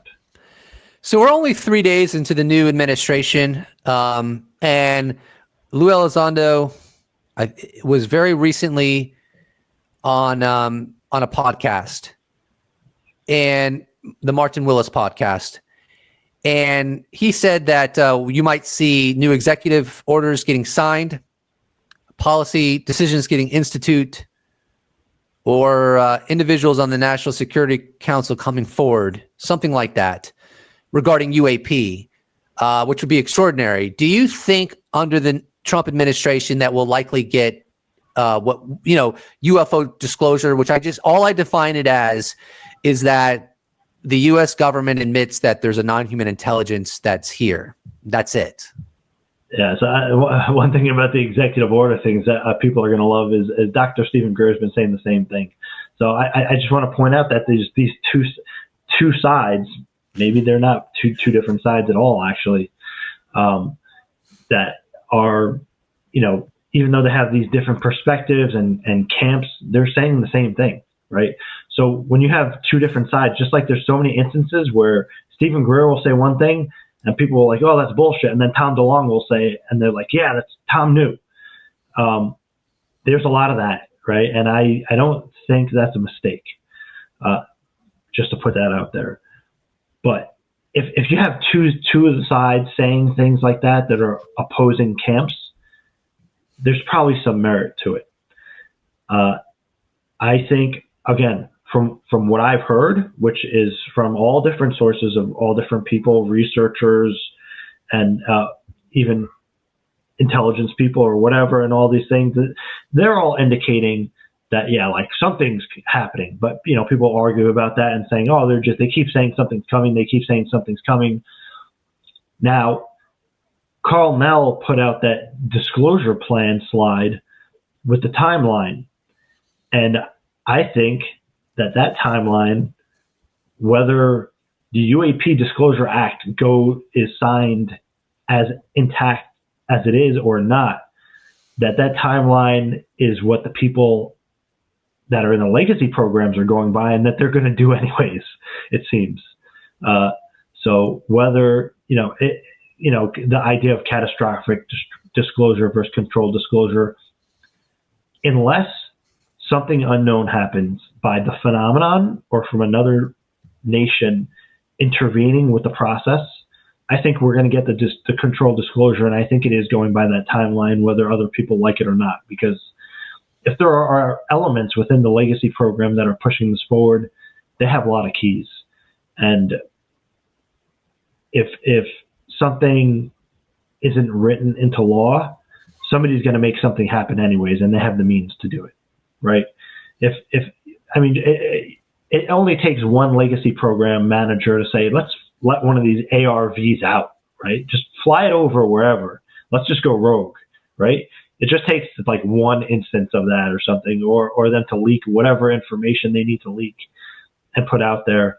They have the information that they would need to just definitively prove it, right? And if the people within those programs decide to just do it, it's going to happen. Again, and there's the aspect of the phenomenon. I don't necessarily think that the phenomenon would directly intervene unless it needed to, right? Which I don't see that happening based on kind of the history of everything, it seems like they're leaving us to our own devices. So, you have all those things at play. Obviously, I don't think we're taking any step backwards, right? I don't think that I don't think the UFO story is going to die down. People are going to forget about it. I think we're way, way, way, way, way past there. I think we're way past the point of no return. And it does seem like people are talking about that there is more physical evidence that's going to come forward, whether it be more videos or pictures. And then, again, there's talks of a lot more whistleblowers coming forward even within the next few days and months. So I think 2025 is going to be another big year. I mean, but even when David Grush came forward, it was tremendous. And so just where we are now is pretty unbelievable. And I see any progress as good. And I do think we're going to continue to move forward. So, I felt after I watched the News Nation special, I felt that that's probably going to elicit far more interest in CE-5 or heist, however you want to call it. And if Psionic, using Psionic assets to attract UAP is our techniques the legacy program has been using for a long time, that's going to come out eventually in a more established way. And of course, that's going to intrigue billions of people. I can't imagine that would come out in an established way where people know it's true, and interest in CE-5 would not explode. Do you anticipate that as this keeps rolling out, that CE-5 is going to become far more? I mean, think about it. Think about it just from a concept perspective. The prospect is that you can literally interact with aliens. I mean, who doesn't want to do that, right? Or a lot of people want to do that. Many people may not want to do that, but a lot of people would want to do that. It's like you become part of a Netflix television show in your own life, right? You're making contact with aliens. Do you anticipate that CE-5 is going to explode onto the scene? And do you think that as more and more human beings start employing it, that the phenomenon will show itself more readily than ever before?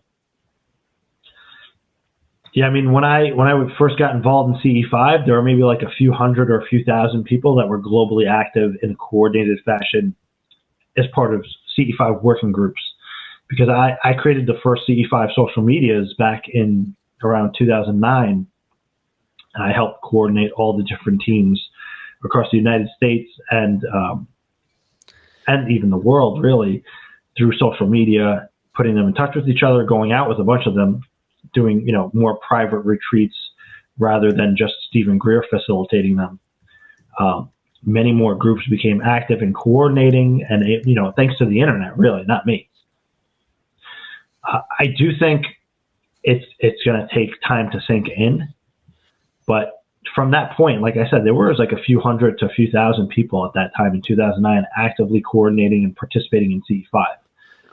Now there's tens of thousands, and I can't even keep track of it. It's just since 2009 to now, it's like it's already gone over the top, and I think with this development, even more so. I think that it just opens it up to another generation and to another whole set of people who would have disregarded CE-5 because of Stephen Greer, but now people that are more friendly to the UAP disclosure narrative of the more recent times are going to be open up to that idea because of people like Jake Barber and the Skywatcher team and what have you. So I do think it is going to take on more of an active role, but I also think it's going to take time to sink in. And I think it's something that maybe the older generations will just be like, whatever, but the people coming on board now are going to take it up, at least ideologically, more so than older generations. So I do think more people will be involved and more people will be open to that idea, As for how that is going to result, I think that's kind of an inevitable result of the many, many parallels that are going on with disclosure. Because you have the UFO crash retrievals, there's aliens, abductions are real. Another one of those spokes in the wheel of disclosure is CE-5, contact work, heists, interactions with non-human intelligence in an intentional way. So I think it's another facet that is needed in the conversation of disclosure. What I found really interesting are the reports that different elements of the U.S. government are working with Skywatcher. And I know specifically that Russ Coulthart said that Arrow expresses interest to go out on an outing with Skywatcher. And furthermore, Skywatcher apparently is recruiting people that worked in the legacy UAP program. What do you? It's almost like, and this is just my bias, but this is what the phenomenon wanted. It's almost like the phenomenon wanted what's happening right now to occur. I'll let you riff off that. Yeah, right. I mean, it depends what level of influence that you believe the phenomenon exerts in regards to the development of disclosure itself. I think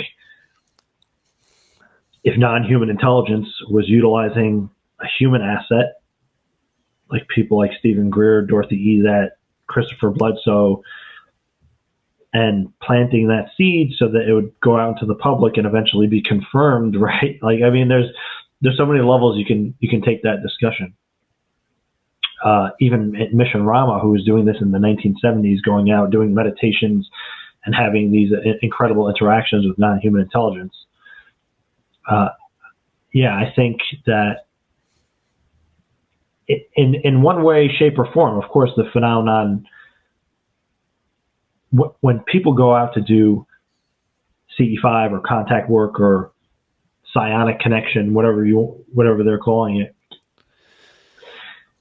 the phenomenon is responding. So it is an interaction. It is a dance. It is a partnership. Non-human intelligence can easily just receive our signal and say F off, and not interact and not do anything, right? And not be reactive.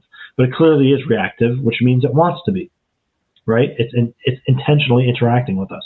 And I think that's part of the beauty of CE-5 or contact work, is that you can have your own disclosure, you can have your own interaction, and beyond that, I mean, I often put out a disclaimer in a sense saying like, well, you don't know what that's going to bring on to your paradigm, so do consider how having a direct experience could affect your life, your reality, your relationship with your loved ones, your job. It could affect those things in different ways. Maybe less so more because disclosure is so much more obvious, and UAP is like part of the real discussion now. So maybe it has less of an effect as it would decades ago. But for certain, if you have an interaction with non-human intelligence, you're not going to walk out of that experience the same person, right? Just guaranteed. So I think that it is an important part of the conversation. I think that the phenomenon does want it to occur on some level because it's interacting with us. It's not taking a passive role. It's engaging us when we engage it, and vice versa.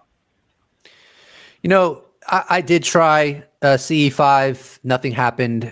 I did it on, I think a few times on the beach. But I have concentration issues, so that definitely doesn't help me, because it's better to have a clear head, and my meditation practice is not what it should be. But I did try it. Maybe I'll try it again sometime. I was out on the beach, clear night sky, and I didn't see anything, nothing anomalous. But the first question I want to ask you about CE-5 is, in my opinion, abductions happen, but that does seem to be related to bloodlines more than anything else. It seems to me, based on the literature, and I'm not an authority on this, and I don't think anyone is because there's more questions than answers, but based on the literature, it seems that if you're being abducted, it's because of your bloodline, and it's not like it seems unusual or very rare for someone just to start getting abducted out of nowhere. It seems to run through families. But nevertheless, I'll ask anyways, is there any risk of starting a CE-5 contact work practice and suddenly, because of that, you're going to start getting abducted by non-human intelligence? I've never really heard of that occurring to that extent. There are a few stories where people have negative effects or interactions, but it's very rare. I mean, again, I've been involved in the work for at least 15, 16 years now. I've worked in the field with hundreds of different contact workers and spoken with many thousands of them through social networking and creating the first CE-5 social networking groups. And overwhelming experiences is that there's some kind of positive experience and interaction. And again, somebody with a paranoid slant on things could say, oh, well, it's all manipulation. They're drawing you in. You're summoning demons. It's like, how come they're not angels, right? Why are they automatically demons if people are having positive experiences and even in some cases healings, right? And I don't want to say you're going to do CE-5 and get healed or anything like that. I think what's happening is that individuals actually healing themselves via reaching a certain level of consciousness, not that they're being healed by non-human intelligence. Just my opinion. But if you hear about somebody doing a CE-5 and having a negative experience, it's pretty much a one-off, right? Overwhelmingly, people go out with a positive intention to have a positive interaction, and you're going to have a positive experience, generally speaking. And I think that speaks a little bit to the nature of consciousness, but to some degree, it's going to affect your own mentality, your own mental baggage, your own past traumas. So you do have to be aware of what's in your mind, what's in your subconscious, what's in your experience, what your slant is, right? If you're going out and you're kind of paranoid, then don't do it, right? If you have concerns about, is this going to impact me negatively, just don't do it. If you're somebody, you have a calling, like, I'm just going to do this, F it, whatever, do it, right? There's even a lot of levels to that conversation and saying, if you have kind of the attitude where you don't feel you need protection, then you kind of don't. There's a deeper conversation to be said about that. But if you have that level of conviction and certainty, usually you're going to get the result you expect. And that also may have to do with the reflective nature of the phenomenon. But, I also want to point out to people that any body can do this. You don't need to be a psionic asset. And I would argue that the psionic assets that is being used by the legacy programs are even people that are just happen to be in that place. It doesn't mean that they're more skilled than contact workers who have been doing it for decades. Doubt it. So, you don't have to be a psionic asset to even be, let's say, a pro-level CE-5er. I mean, I'm not a psionic asset of any kind or sort, and my success with CE-5 has been extraordinary, right? And you can argue that's for whatever reason. I don't even know what the reason is for that. But you don't have to be I don't think that they're intentionally trying to put it out there in the conversation like this, but you don't need to be a psionic asset to do CE-5 or to have a genuine close encounter experience at all. So I want to get that out of people's head of this thing with, contact interactions and psionic assets. Like, maybe if you're a psionic asset, maybe you have some augmented version of the experience, but I don't even think you need to have this caudate putamen hyperconnectivity to have contact experience. Although, I give a lot of props and respect and gratitude to Dr. Gary Nolan doing that work and pointing it out. But I mean, as an example of me as an individual, none of that is necessary, right? You can just be a normal ass person like me who works a full-time job, has a family and kids, and have like tremendous success in CE-5. I was just thinking, I was thinking back to your experience with the hexagonal UAP, the Nordic, and the telepathic connection. I was just thinking, like, we see flying saucers and it's so spooky to us, but the non-human intelligence probably see flying saucers like we see the space shuttle or we see a car. Like, that's just the technology they use. The question I wanted to ask you is, how do you know? Let me ask you this. I watched 2 of your videos last night, and I'll link those below. But you go into the various experiences you can have when doing contact field work, streakers, flash bulbs, various different kinds of sensations, maybe even downloads or telepathic messages, and orbs. My question for you, James, is obviously some of the experiences you're going to have are more ambiguous, where it's not, you can't know for certainty as much that it was the phenomenon doing it or it was just something else. How often, as a CE-5 practitioner, do you have experiences that are completely unambiguous, such as an orb in close proximity that you could not misinterpret in any way, shape, or form? It depends how in the groove you are and how consistent you are. Like, I mean, again, unless you know. But literally, if you're like really in the groove, if you're dedicated, if you're living the life of a contact worker, you can have experiences like that on a daily basis.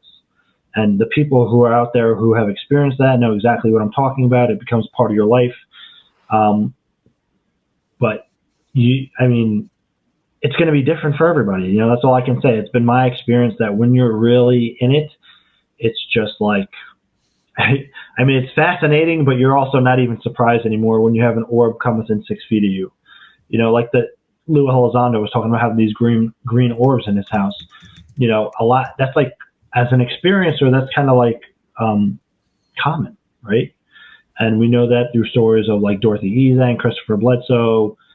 If you want to take Stephen Greer's experiences into account, I've experienced that, and I know many other experiences who have had plenty of stuff like that happen. And sometimes it comes in waves and phases. So maybe sometimes you're like really doing the work, and it's like slow for a few weeks, and you're like, whatever. And then all of a sudden you just get a wave of unrelenting activity, right? Even after you've stopped doing the engagements, if you want to call it that. So it's different for everybody to some level, right? It's the experiences that you're going to have. You know, your participation and perspective and effort do matter, but it also, there's an unknown variable in the phenomenon and why or how it does what it does and responds the way it does and gives the experience that it does to whoever it does. So there's the unknown variable of the phenomenon and why and how it's doing what it's doing and why. So all you can do on your part is do your effort. I mean, there's people that can go out for months and nothing happens. And then all of a sudden that just changes in one night. And once they have that initial experience, whatever it is, whether it's within them or the phenomenon, whether something in their mind clicks and they just get it, they get the knack for it, they understand how to do it, or it's that the phenomenon finally recognizes them and begins that relationship. I'm not sure which of it is. Maybe it's both of those things. So it depends on the individual, the effort that they put in, and the unknown variable of how the phenomenon is going to react to their efforts and why. Yeah, you really make me want to get back into it. I only did it a few times, but you definitely make me interested. And I want to cover a few things right now. You can respond to whatever you feel is relevant, but I think it's quite plausible that whatever you're interacting with on these contact works may be separate from whatever is abducting people. I think that's possible, or it may not be separate. That's number one. I know that Jim Semivan would whisper in my ear right now, Ryan, don't do it, man. You're opening yourself up. And that's what Jim Semivan would whisper that in my ear right now. And I only know that because I saw your interview with him. The last thing is, how do you know that you're actually contacting the phenomenon when you do this? Let me explain. Even though Ryan, I get it. Give me one at a time, because I'm not going to be able to trace all these without going on a crazy. You're 100% correct. Do you think what you're interacting? Let's start with one. do you think what you're interacting with is separate from what's implementing abductions? I think it probably is. And I mean, that's just my feeling. I don't know if that's the case. I don't have evidence for it, but my feeling is that based on all my experiences, that it probably is different from what is abducting people. But then again, I don't know, because there is a possibility that the UFO phenomenon that's doing the abductions is not even doing it in a negative way. And I don't want to get into that weird syndrome stuff, but if it say the ones that are actually doing the abductions are future humans and they're doing it to help our future selves or something, like there's all arguments for whatever way you want to go with that conversation. But I've never had an experience where I felt like, wow, that was one of the entities that abducts people. Just that's all I can say to that, really. Okay, now let's go right on to Jim Semivan. How would you respond to Jim Semivan's caution or concern about field work, contact field work? Yeah, that's why I love talking to Jim, is because we're coming from very different points of view, but we can come together and discuss this and have our own perspectives and share and maybe rub off a little on each other. I don't know. He clearly is informed by his experience. So I 1,000,000% respect his perspective and his experience, because it's not just like an idea or concern. He had an experience that informed him on some reality of the nature of the phenomenon. So I completely respect that, and I understand his perspective. But I have, at the same time, even though I appreciate and respect his perspective, I have my own truth, in the sense that I know what I've experienced, and I can only go really based off that as what I know for an ultimate truth. And I don't doubt that he experienced what he did. So, in fairness to the conversation, he experienced what he did outside of the CE-5 or contact protocols. It was a spontaneous experience, which kind of puts it in a different category. It does. And again, I completely respect and appreciate his position and his experience and his truth. But at the end of the day, I can only act on my own experience.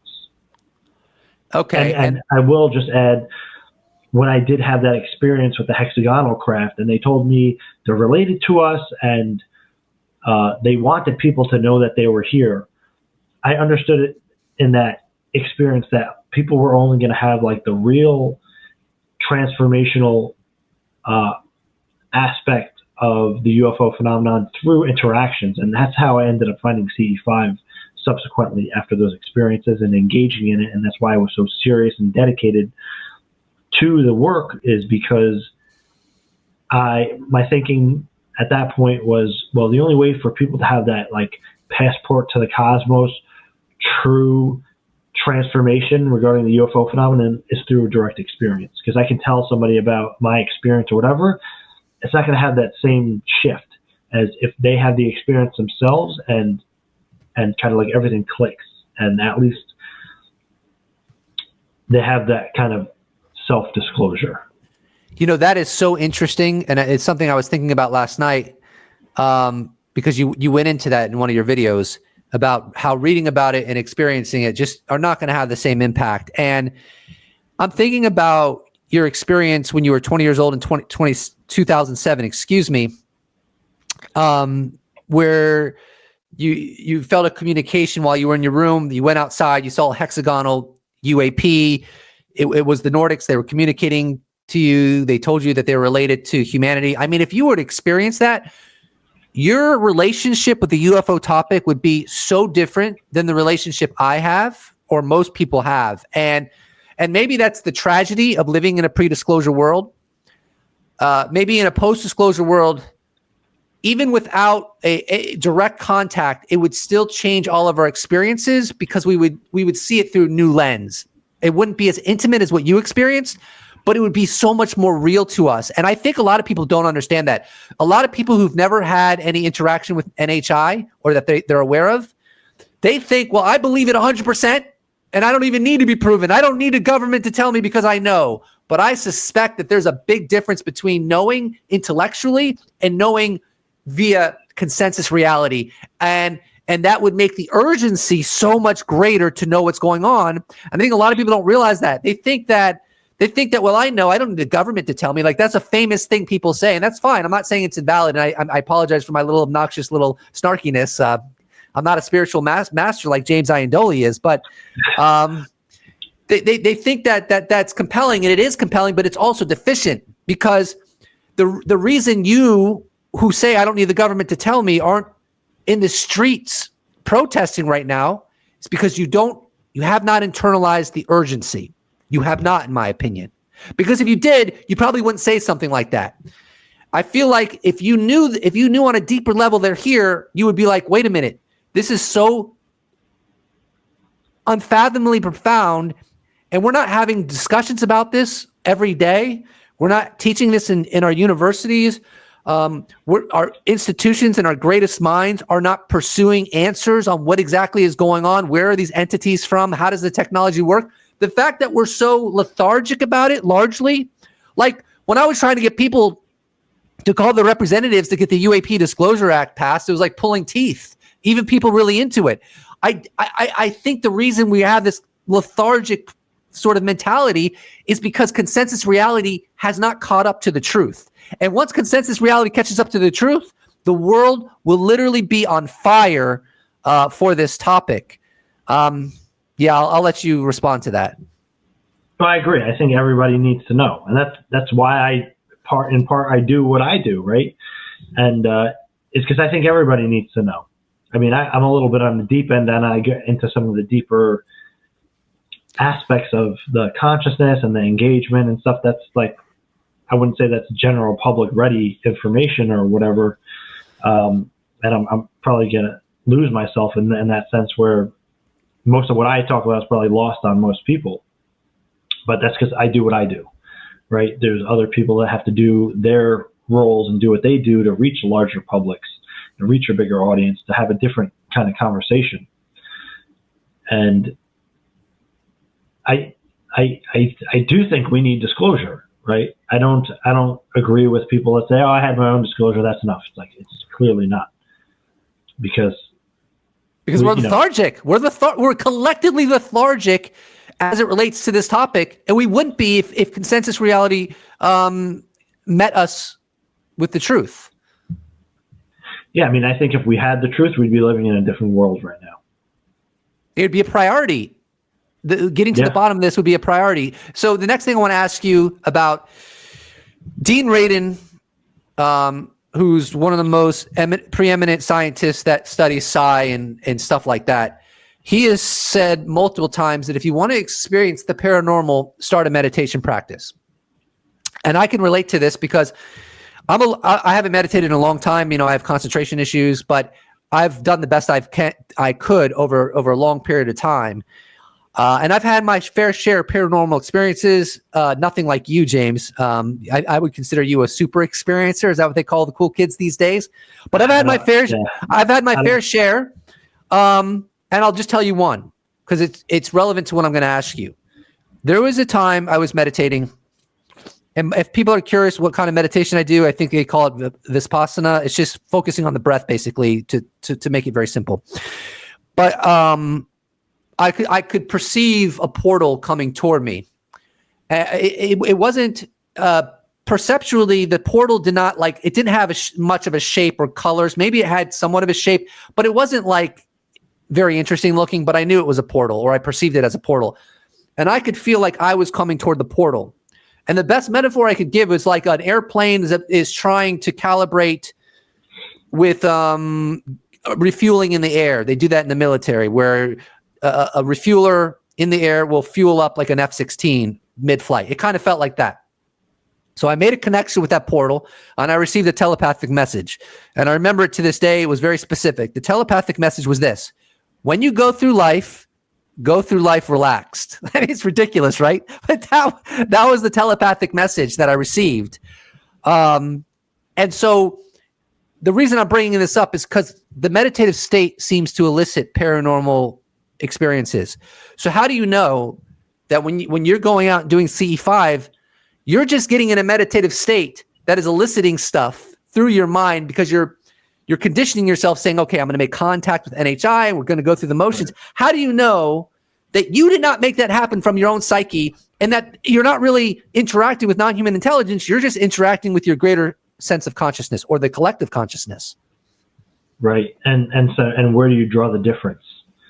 So that is a profound question. That honestly within itself is an entire podcast. Because there's so many different elements to that conversation. I want to say, part of it is the type of interaction that you're going to have. If, on one level, if you're able to psychokinetically or psychoenergetically create and manifest a physical phenomenon that other people are able to see, that's pretty damn cool. That's pretty damn incredible. That says a lot about human potential, right? Because other people are able to see these manifestations. And you can argue, well, it's a group collective, and the power of the group's coherence is manifesting something into physical reality. That's incredible. that's absolutely. That's just incredible, if not more incredible than interacting with a non-human intelligence through thought, right? So I would say this is another part of UAP transparency. Let's find out. Let's discover this. Let's do the research and quantify it and see what is actually going on. Is this a manifestation or is this a non-human intelligence? However, there's other interactions which are clearly not a manifestation of the mind in any sort of ambiguous way, where you can see, right? Like you can do an interaction and you see a more physical structure in the sky. That happens sometimes. I would say it's much more rare that will occur, that you'll see a physical structure in the sky that is clearly an object, and it's not like some kind of energy form or light or anything like that. Like there's a physical structure to it. You can see an egg-shaped craft in the sky after doing a CE-5. It's happened to me,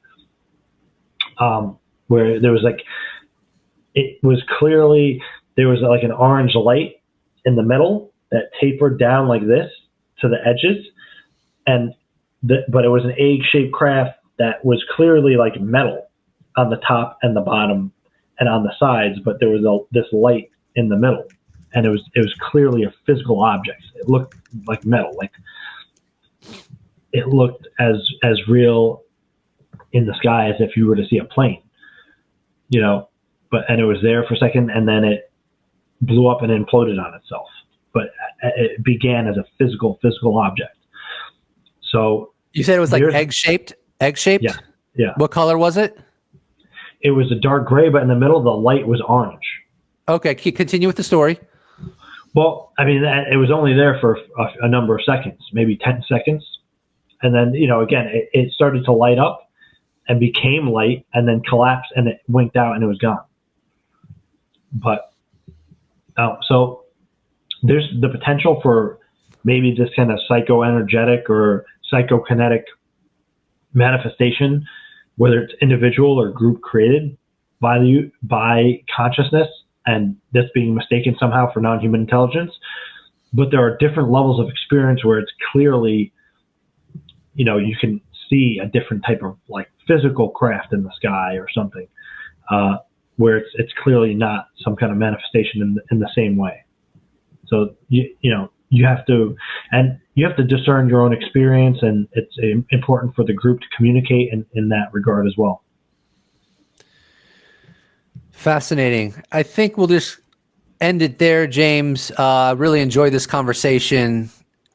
Please tell my audience where they can find you. You can find me anywhere. If you Google Engaging the Phenomenon, I'm on YouTube, I'm on Spotify, I'm on X or Twitter, whatever you want to call it. I'm also on Instagram, but most of my interactions are on X and YouTube, of course. And if you want to get in touch with me, I have information available. You can reach out to me for whatever you need to. Perfect.